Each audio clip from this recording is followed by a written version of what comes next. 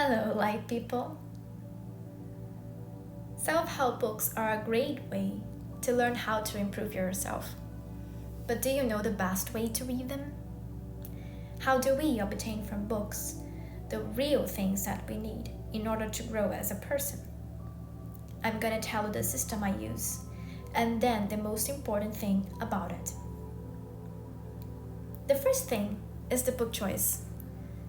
How to choose which book you want to read when there are so many options? The answer is follow your inner guidance. There's a voice inside of you that tells you what it needs and wants. Listen to that and let your will, your gut, tell you which book to choose. Don't use your mind and logic, use your feelings. And what if someone indicates me a book to read? You might ask. Then you do the exact same thing. You don't just go and read it because someone said so. You tune into your sensations. When you think about reading that book, does it make you feel good or bad? Do you feel lit up and excited? Or do you feel like it's just fine? Hear your bodily sensations, your inner gut, and then follow it. There's one thing I should add about this. Just because you don't feel like reading this book right now, it doesn't mean that this book is not the right fit for you. It might mean that it's not the right fit right now. You may feel called to read it in a few years from now. You may not be ready for what it has to teach you today, but later you might be ready for it. So keep that in mind and be open for a change of heart. The second step is how you are going to read it. How to actually internalize what the book is teaching you. There are some practical things you can do. You can highlight important parts and come back to them later to review how you felt about them. You can take notes of important concepts or quotes. You can put some post-its in important pages. But honestly, none of that matters if you don't know how to perceive which ones are the important parts. And how do you do that? Well, it's not just about understanding the main theme from the book, which is usually the theme that is repeated throughout it, and also overly explained and justified. It's about feeling while you are reading, which sentences are touching you emotionally. Even if it is a stupid concept or a well-known quote, or just a sentence that could be considered not the main theme of the book, if it has caused an emotional trigger on you, focus on that, because in that stupid little thing, there is an important and transformational tool for you personally.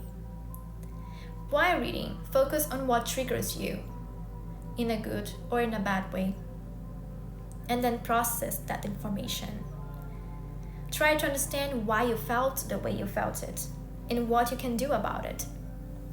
We can have many insights that can bring small but life-changing things if we read like that, instead of reading just focusing on the main thing the author is saying.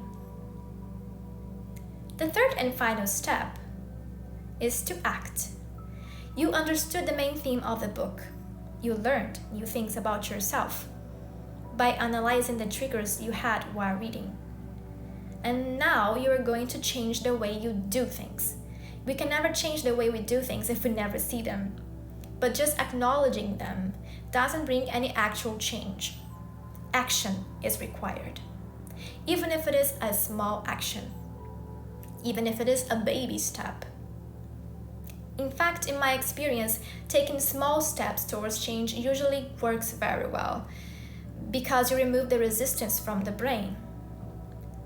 If you commit into doing a small thing, that in your head sounds ridiculous because it's super easy, you have just broken the resistance to leave the inertia, and then it becomes much easier to keep going with the action.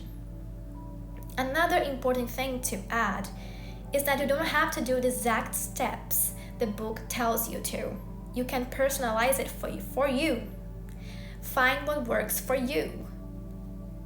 Use other people's experiences and tips as guidelines, not as an absolute truth, because that might have worked for the author, but it doesn't mean that it's going to work the same way for you.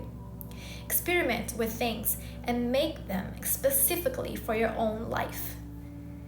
When we learn how to go deep into how we feel and learn what works for us and what doesn't, self-help books become amazing tools for growth. But remember, the most important thing is twisting and turning and making it work in a specific way for you, because you are unique. No one in the entire universe is you, and that is your superpower. See you soon.